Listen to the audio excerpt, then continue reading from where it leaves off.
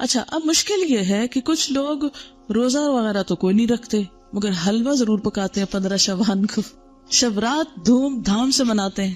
اب ہماری قوم کی اکثریت اس بات سے بالکل غافل ہے، بھولی ہوئی ہے یہ جو ابتدائی شعبان ہے اس کے روزے کتنے فضیلت والے ہیں، لیکن حلوہ پکانے کی جو رسم ہے وہ بہت لوگوں کو پتا ہے۔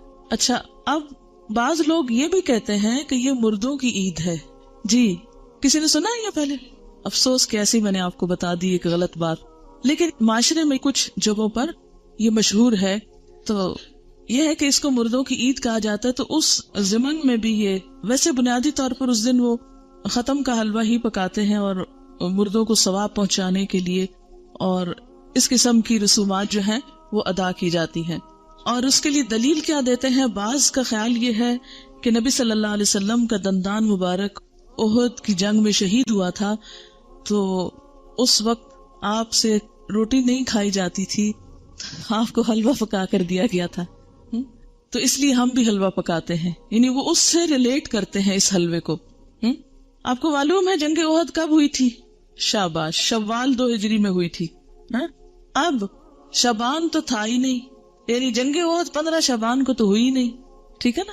تو اب یہ کہنا کہ ہم اس لیے حلوہ کھا رہے ہیں ثواب سمجھ کے کہ وہ آپ صلی اللہ علیہ وسلم نے کھایا تھا اس دن، اور دوسری بات یہ ہے کہ عربوں کے ہاں یہ جس قسم کا آپ حلوہ پکاتے اور کھاتے ہیں اور جو رسم مناتے ہیں، اس طرح کا حلوہ یہ عرب ڈش نہیں ہے۔ بیسیکلی اس طرح کے حلوے کی ریسیپی فرق ہے، یعنی لفظ حلوہ جو ہے وہاں سویٹ کے لیے، مٹھائی کے لیے بھی استعمال ہوتا ہے اور سویٹس کے لیے بھی استعمال ہوتا ہے، اور گھر میں پکائے ہوئے حلوے کے لیے بھی ہو سکتا ہے، ٹھیک ہے۔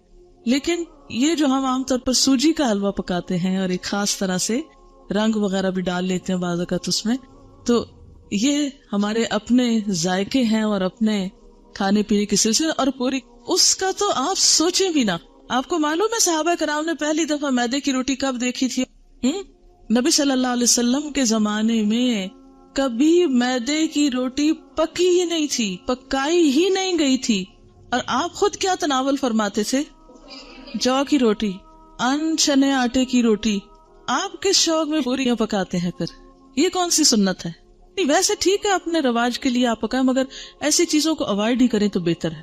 تو اس لیے یہ کہنا کہ اس دن حلوہ پوری پکانا اس کی کوئی دلیل ہے یا اس کے پیچھے کوئی سنت ہے یا ثواب ہے، تو نہیں، یہ پھر ایک طرح سے بدعت ہو جاتی ہے۔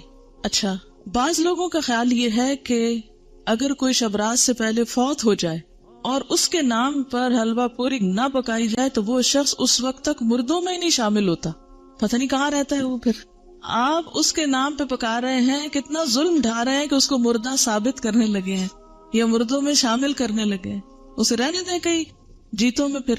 جی ہاں، قبروں کی لپائی ہوتی ہے باقاعدہ، یہ پچھلے سال میں ملتان میں تھی اور میں نے خود دیکھی اور کچھ تصویر وغیرہ بھی دور سے اتاری کہ جو لوگ، یعنی مجھے یاد ہی نہیں تھا کہ آج 15 شعبان ہے، تو صبح کے وقت ہم گھر سے نکلے، اتنے لوگ قبرستان میں، اتنے لوگ، میں نے کہا خیر ہو، اتنے لوگ نعوذ باللہ کوئی اندر دفن ہو رہے ہیں، یہ کیا ہو رہا ہے؟ یہ سچ مجھے پہلے نہیں سمجھ آئی کہ اتنا کیوں اس میں رش ہے نا۔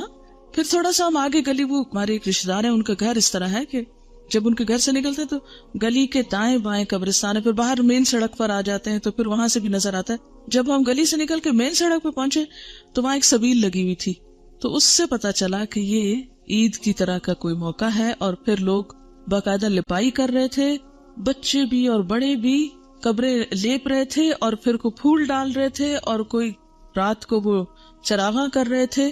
اب میں یہ سوچ رہی تھی کہ اگر ساری قوم سال میں ایک دن قبرستان کی صفائی کرنے لگتی ہے یا قبرستان میں جا کے لپائی اور اس پہ لگ جائے، تو آپ دیکھیں کہ باقی کام کتنے رہ جائیں نا۔ اور پھر ہوتا کیا ہے، جب تک وارث جیتے ہیں کوئی لپائی آ کے کر دیتا ہے، جب وہ بھی چلے جاتے ہیں تو ختم ہو جاتا ہے سلسلہ۔ اب قبروں کو پکا کرنا یا ان کی بار بار لپائی کرنا، یہ بھی کوئی سنت نہیں ہے۔ قبروں کو اونچا کرنا اور ان کو بہت نمایاں کرنا اور ان کی بہت اس طرح کی کیئر کرنا جو ہے، اس کا ہمارے دین میں تصور نہیں ہے۔ مردوں کا احترام لازم ہے، اس کے لیے اچھی گہری قبر کھودنے کے لیے کہا گیا، کھود کے پھر اس کے سائڈ پر زمین کھود کے بغلی قبر کا بھی حکم آتا ہے۔ وہ زیادہ بہتر ہے بنسبت اس کے کہ آپ تھوڑی سی قبر کھود کے اور پھر اوپر سے سنگ مرمر لگائیں یا کوئی اور، یہ چیزیں پھر ایکسٹرا ہیں. اس سے وقت بھی سرمایہ بھی ضائع ہوتا ہے.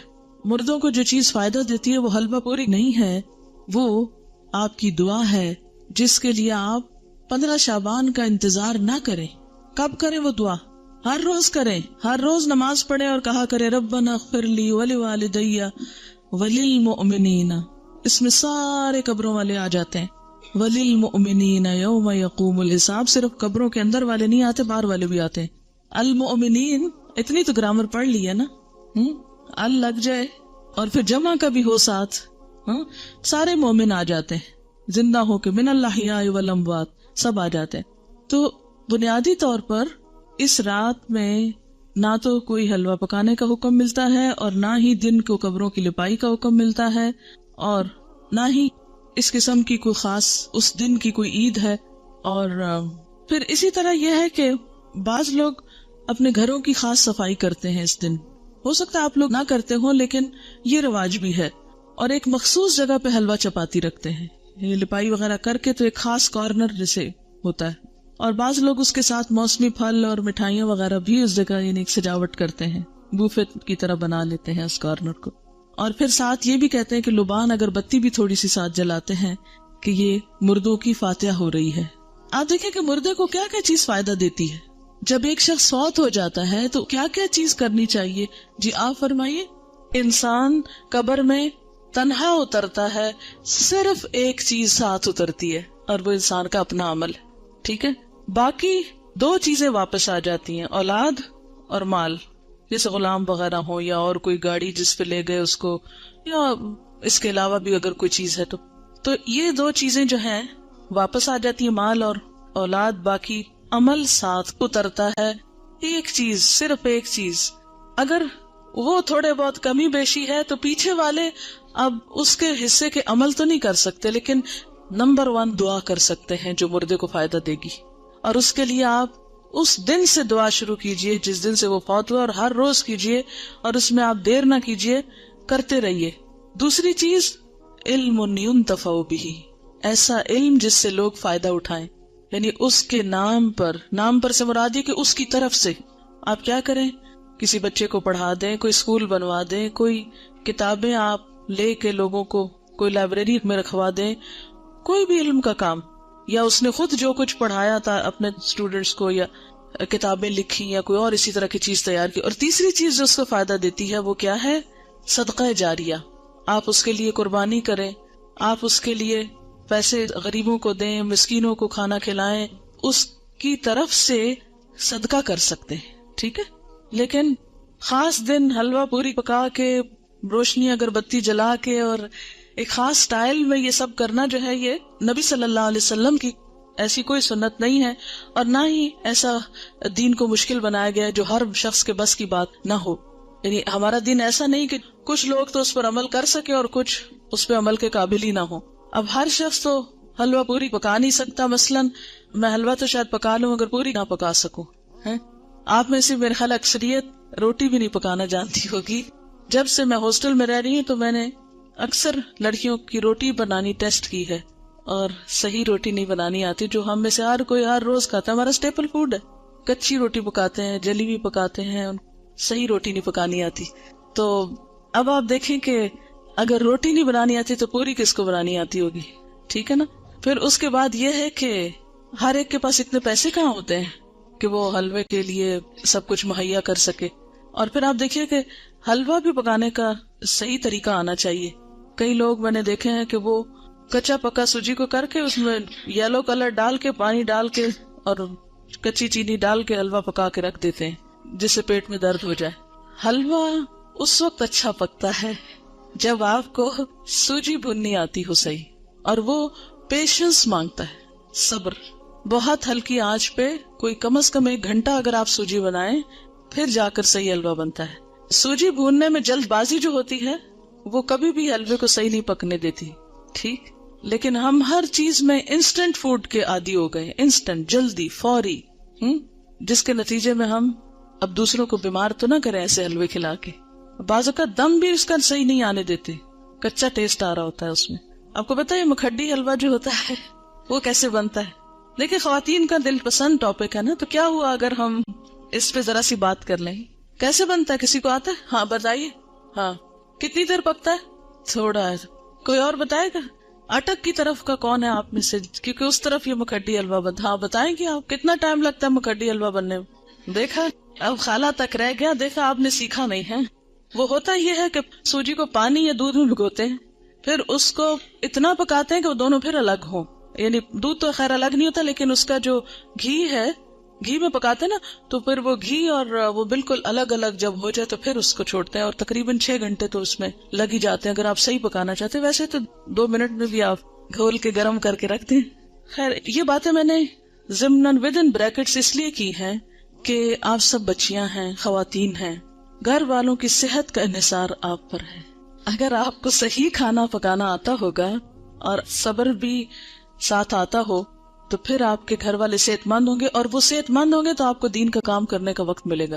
تو یہ جو صحیح کھانا پکانا آنا یہ بہت بڑی نعمت ہے، اور اس پر وقت لگائیں اور اس کو سیکھیں اپنے والدین اور خالہ وغیرہ سے، کیونکہ ایسا نہ ہو کہ یہ زبان تو ہماری جا ہی رہی ہے، ویسے آدھی اردو بولتے آدھی انگریزی بولتے. اب کھانوں میں بھی ہم نے کچھ چائنا سے منگا لیے ریسیپیز، کچھ ادھر ادھر سے. اب وہ کھانے کے سٹائل بھی بدلتے جا رہے ہیں. حالانکہ بیسٹ فوڈ جو ہے الحمدللہ ہمارے اس کانٹیننٹ کا ہے کہ جو بہت اچھی طرح ویل کوکڈ اور ٹیسٹ کے حساب سے بھی اچھا ہوتا ہے. لیکن افسوس یہ کہ اب ہم آؤٹ ڈور ایٹنگ کے اتنے عادی ہو گئے ہیں کہ ہمیں گھر میں پکانا اچھا ہی نہیں لگتا نا. اور اکثر لڑکیوں کو یہ کہتے سنا گیا آئی ہیٹ کوکنگ. دین والی کوئی لڑکی یہ زبان سے بات نہ نکالے، ٹھیک ہے؟ کیوں نہ نکالے؟ وجہ آپ کو پتا ہے کہ کھانا کھلانا کون سے کاموں میں سے؟ جی ہاں، تو یہ صرف غریب کو کھانا کھلانا نہیں، اپنے گھر کے غریبوں کو کھلانا جو ہے وہ بھی ایک بہت بڑی نیکی کا کام ہے. تو ہیٹ کوکنگ کہنے کی بجائے لیکن اعتدال اس میں بھی، یہ نہیں کہ پھر آپ کچن سے نہ نکلیں. اور اس میں کہ سادہ غذا ہو لیکن ویل کوکڈ، نیوٹریشس، جس سے آپ کی صحت، آپ کے بچوں کی صحت درست رہے. اگر وہ درست رہے گی انشاءاللہ آپ کے پاس وقت زیادہ ہوگا، پھر آپ دین کا کام زیادہ اچھی طرح کر سکیں گے. ٹھیک ہے نا؟ یہ بات میں اپنے تجربے سے آپ کو بتا رہی ہوں. جی آپ کچھ کہنا چاہ رہی؟ جی دعا کر سکتے ہیں. اللہ تعالیٰ کے لیے کیا مشکل ہے؟ وہاں تو ہے نا اس کے پاس، جدھر چاہے ڈال دے. یمحو اللہ ما یشاء ویثبت. کیا مطلب اس آیت کا؟ یمحو اللہ ما یشاء ویثبت، مٹا دیتا ہے جس چیز کو چاہتا ہے اور باقی رکھتا ہے جس کو چاہتا ہے. اس میں جو چاہے وہ تبدیلی کر سکتا ہے. وَعِندَهُ أُمُّ الْكِتَابِ، اور اس کے پاس ہے اصل کتاب. سب کی تقدیریں اس کے ہاتھ میں ہے. جس کو جو چاہے عطا کر دے اور جس کے حصے سے جو چاہے کراس کر دے کہ نہیں یہ اس کو نہیں دینا. اچھا جناب، پھر اس کے بعد یہ ہے کہ بعض لوگوں نے یہ بھی بات مشہور کر رکھی ہے کہ میت کی روح 40 دن گھر آتی رہتی ہے، اور مومنین کی روح جمعہ کی رات کو، شب برات کو اور عیدین کو اپنے گھروں پہ آتی ہے. یہ بات مشہور ہے کہ اس دن روحیں آتی ہیں. ایک تو جمعرات کے دن آتی ہیں، اور ایک جو ہے عیدوں کو آتی ہے اور شبرات کو آتی ہیں. حالانکہ اس کے پیچھے کوئی دلیل نہیں ہے، یہ ہمارا اپنا خیال ہے. دیکھیں وہ کس لیے آئیں گے، کیا کرنے آئیں گے؟ ان کا دنیا سے کوئی رشتہ، کوئی تعلق، ان کو تو کوئی انٹرسٹ ہی نہیں رہتا یہاں سے. جو نیک لوگ ہوتے ہیں وہ کہتے ہیں شکر ہے ہماری جان چھوٹی اس مصیبتوں کے گھر سے، اس قید خانے سے. اور جو برے لوگ ہوتے ہیں وہ جتنا بھی چاہیں کہ آ کے واپس کوئی اچھا عمل کر سکے تو آ نہیں سکتے. سورۃ المؤمنون میں آپ نے ایک آیت پڑھی ہوگی، وَمِن وَرَائِهِمْ بَرْزَخٌ إِلَى يَوْمِ يُبْعَثُونَ. جو روح ایک دفعہ آگے چلی گئی ان کے پیچھے برزخ حائل ہو گیا، پردہ حائل ہو گیا. کب تک؟ إِلَى يَوْمِ يُبْعَثُونَ، اس دن تک جبکہ یہ بالکل ایسے جیسے بچہ پیدا ہونے کے بعد واپس نہیں ماں کے پیٹ میں جا سکتا، ایسے ہی دنیا سے جانے کے بعد انسان دنیا میں نہیں آ سکتا. اتنا ہی محال ہے.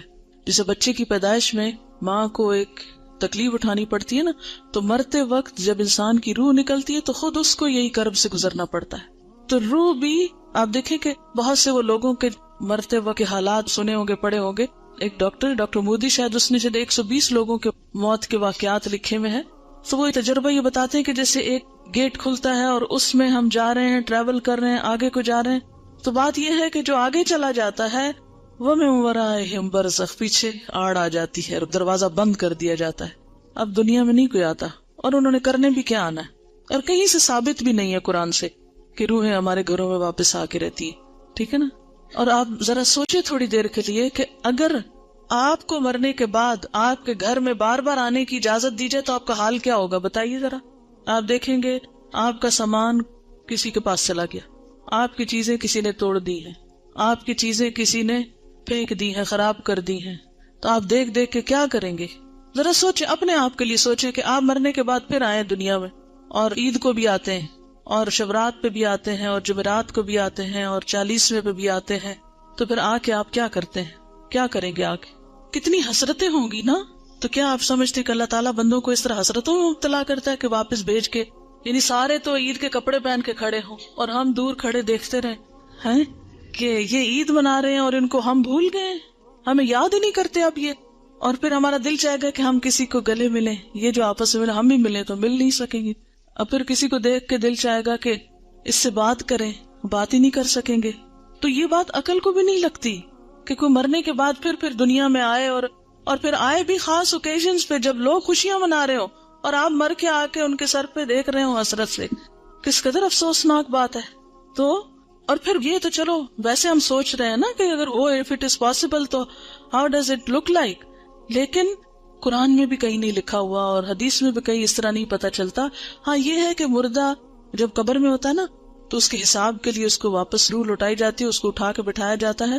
اور وہ جو ایک کنیکشن ہے نا مردے کا قبر میں اور برزخ میں، وہ ایک خاص کنیکشن ہے. جیسے ہمارے پاس ایک ٹیلی فون ہے اور ایک کسی اور جگہ پر ہے تو وہ ایک خاص وائر کے ذریعے کنیکشن ہے. تو جسم اور روح کا ایک کمیونیکیشن کو ہو سکتا ہے آپس میں، لیکن وہ قبرستان کی حد تک ہو جائے تو ہو جائے، کیونکہ وہاں سزا جزا کا ایک کنسپٹ موجود ہے قبروں کے اندر. لیکن عام گھروں میں اور گھروں کے اندر آ کر، اور پھر یہ کہ کچھ روحیں بھٹکتی ہیں اور کچھ روحیں دوسروں کے اوپر مسلط ہو جاتی ہیں، اور یہ سب جنات ہوتے ہیں جن کو انسانی روحیں سمجھ کر وہ کیا جاتا ہے. اور بعض اوقات شیاطین دھوکہ دیتے ہیں انسانوں کو، کیونکہ بعض لوگ کہتے ہیں نا مجھے بالکل ابھی خوشبو آئی تھی اور مجھے ایسے لگا جیسے مجھے کسی نے آواز دی ہے، اور مجھے بالکل وہ تو میرے بھائی جیسا ہی تھا، کوئی مجھے ہیولا نظر آیا گھر میں، اور یہاں خانہ کعبہ میں نظر آیا فلاں، وہ تو فوت ہو چکا. یہ سب اگر آپ نے سائیکالوجی پڑھی بھی ہو تو اس میں آپ نے پڑھا ہوگا، التباس کے بارے میں پڑھا ہوگا، ہیلوسینیشن وغیرہ کے بارے میں.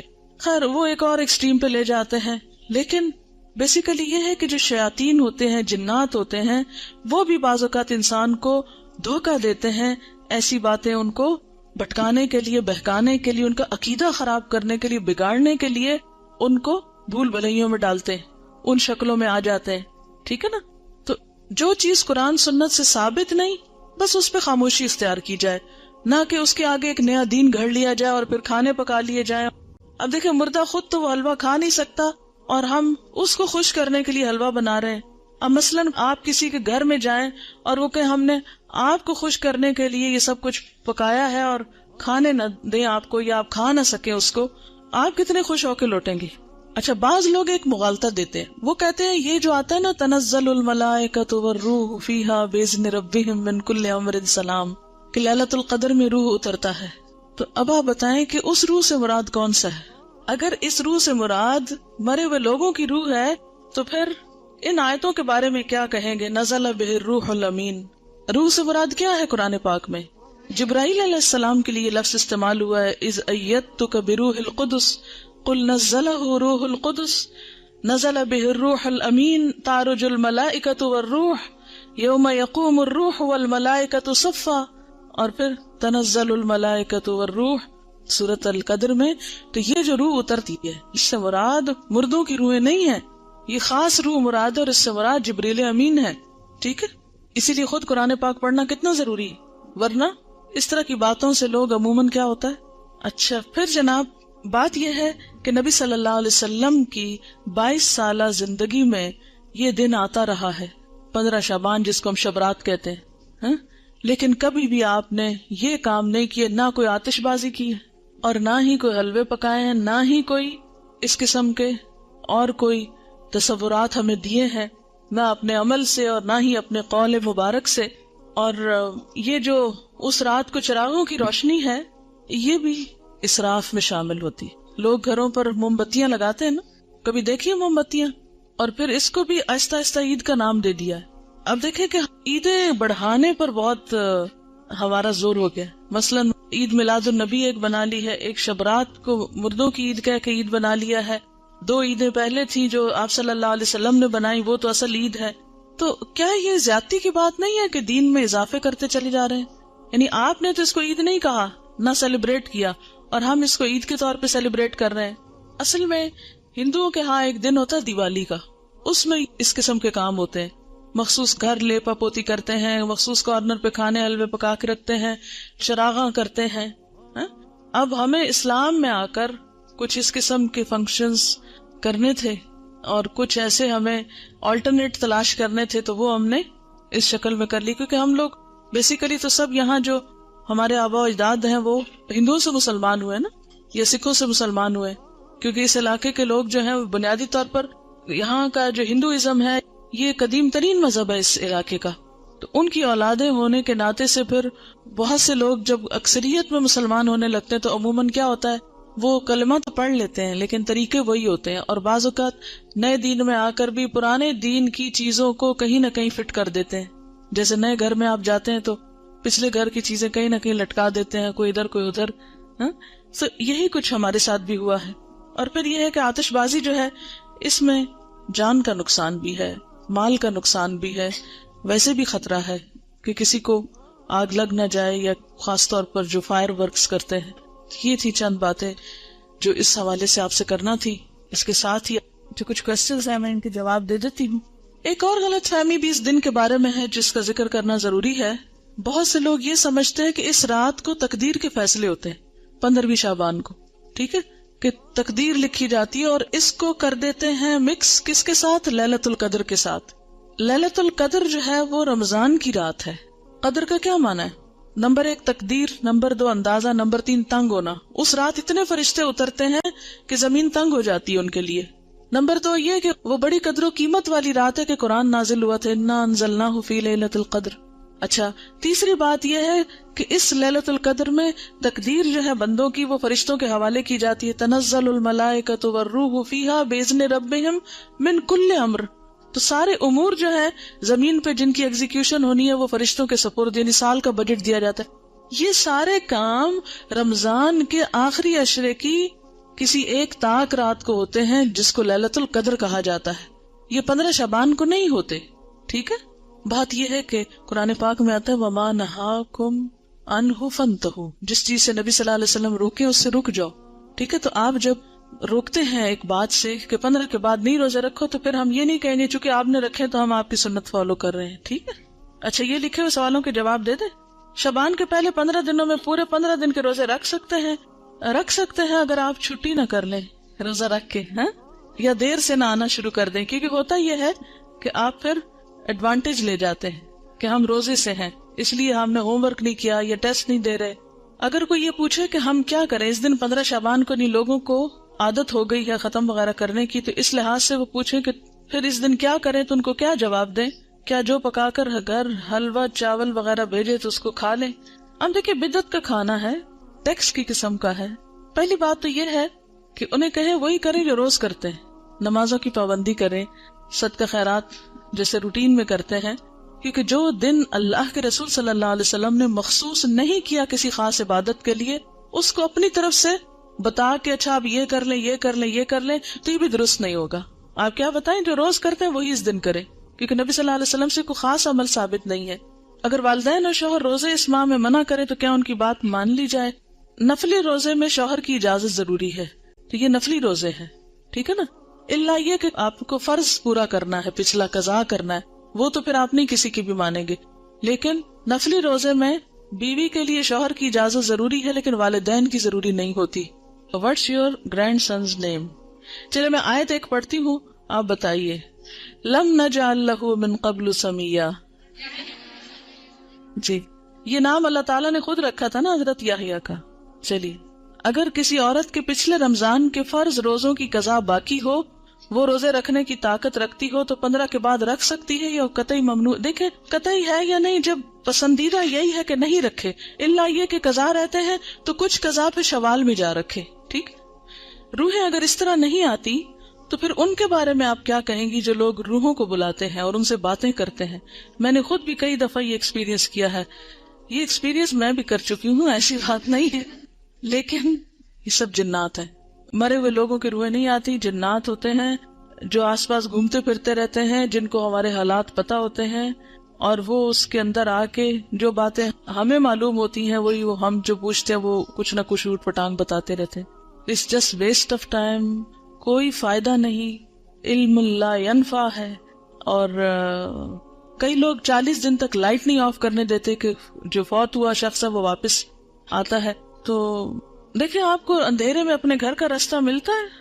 اتنی جب ڈارک رات ہو جاتی ہے، چلو شہر میں تو پھر بھی روشنی ہوتی ہے، گاؤں وغیرہ میں تو اندھیرا ہو جاتا ہے. چلو کوئی بات نہیں، وہ تو غریب کو، لیکن 40 دن نہ مقرر کریں. جتنی توفیق ہے 1 دن میں دے دیں، 2 دن دیں، 40 دیں، سارا سال دیں، ساری زندگی دیں، صدقہ کرنے میں کوئی حرج نہیں ہے.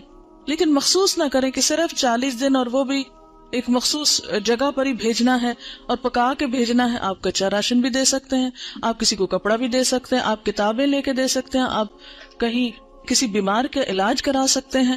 یعنی صدقے کی تو بہت ساری قسمیں. دیکھیں یہ شب رات، شب کا مطلب بھی رات ہے اور رات کا مطلب بھی رات ہے.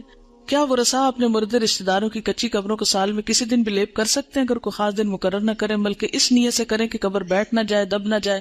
دیکھیں اس میں اصول یہ ہے کہ مردے کی جو حرمت ہے، ٹھیک ہے نا، مرے ہوئے انسان کی بہت عزت ہے، حرمت ہے، اسی لیے اس کو نہلاتے ہیں. حالانکہ مر گیا تو آپ کہیں اب تو مر گیا، کیا فائدہ اس نے جانا تو مٹی میں، نہلانا کس لیے؟ لیکن کتنا احتیاط سے نہلاتے ہیں، صاف ستھرا کرتے ہیں، پوچھتے ہیں، کفن میں لپیٹتے ہیں، پھر زمین میں اس کو دفن کرتے ہیں. یہ سب کچھ کس لیے ہے؟ کہ انسان جانوروں کا نشانہ نہ بنے. اگر ایسے ہی جا کے رکھ آئیں کہیں ہم مردے کو، دفن نہ کریں تو کیا ہوگا؟ جانور کھا جائیں گے نا اس کو، کوے ٹھونگے ماریں گے اس کی آنکھوں میں، اس کا دماغ پھاڑیں گے. کتنا اس کا وَلَقَدْ كَرَّمْنَا بَنِي آدم، بنی آدم کو ہم نے عزت عطا کی ہے.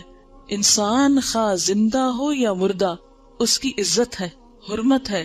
تو دفنانے کی حکمت کیا ہے؟ حرمت نہیں پامال ہو. مٹی سے بنا ہے، مٹی میں واپس چلا جائے، وہ اس کے لیے معزز ترین مقام ہے. ٹھیک ہے نا. اب اگر کہیں آپ دیکھتے ہیں کہ قبر اس طرح بارش میں بھیگ گئی کہ جسم ایکسپوز ہو گیا مردے کا، تو اس کو دوبارہ دبانا، اس کے اوپر مٹی ڈالنا، اس کی لپائی اگر کرنا چاہیے کچھ بھی، تو دیٹس اوکے. یعنی اس حد تک تو ٹھیک ہے. آپ کو معلوم ہے ایک سیلاب آیا تھا، اس میں مجھے بتایا گیا تھا ایک علاقہ ہے شاید پنڈ دادن خان یا کون سا، کہ اس میں اتنا زور کا سیلاب تھا کہ زندہ گائے بھینسیں تو جو ڈوبی سے ڈوبی، جو مردے تھے وہ قبروں سے نکل کے تیرنے لگے تھے. جی ایسا ہوا تھا. یہ لئی نالے کا جو تھا، جی آپ نے دیکھا یا سنا اس وقت جب یہ ایسا دیکھا بھی تھا. تو اب آپ دیکھیں ایسے اگر نظر آ جائے تو کیا حکم ہے کہ اس مردے کو یعنی دوبارہ دفنایا جائے، اس کی قبر درست کی جائے، اس کو جانوروں کے حوالے نہ کیا جائے. اسی لیے آپ دیکھیں کہ اگر مردہ بچہ بھی پیدا ہوتا ہے یا ادھورا بچہ بھی پیدا ہوتا ہے، ناقص بچہ بھی پیدا ہوتا ہے، تو اس کو بن میں یا کہیں کوڑے کے ڈھیر پہ نہیں پھینکتے. آپ لڑکیاں ہو اس لیے آپ کو یہ بات پتہ ہونی چاہیے. بعض اوقات کیا ہوتا ہے کہ بچہ ابورٹ ہو جاتا ہے نا، مس کیریج ہو جاتا ہے نا، اور بہت چھوٹا ہوتا ہے کہ ابھی بعض اوقات اس میں روح پڑی ہوتی ہے، بعض اوقات بہت چھوٹا سا. ایون اگر مضغہ کی سٹیج بھی ہو، مضغہ کی سٹیج پر بھی ایسی کوئی تکلیف ہو کہ انسان نہیں بنا، شیپ نہیں بنی، بازو نہیں بنے، لیکن بوٹی پوری بن چکی ہے، تو بھی اس کو بن میں نہ ڈالیں. کیا کریں؟ یا کہیں زمین کھودیں اور اس کے اندر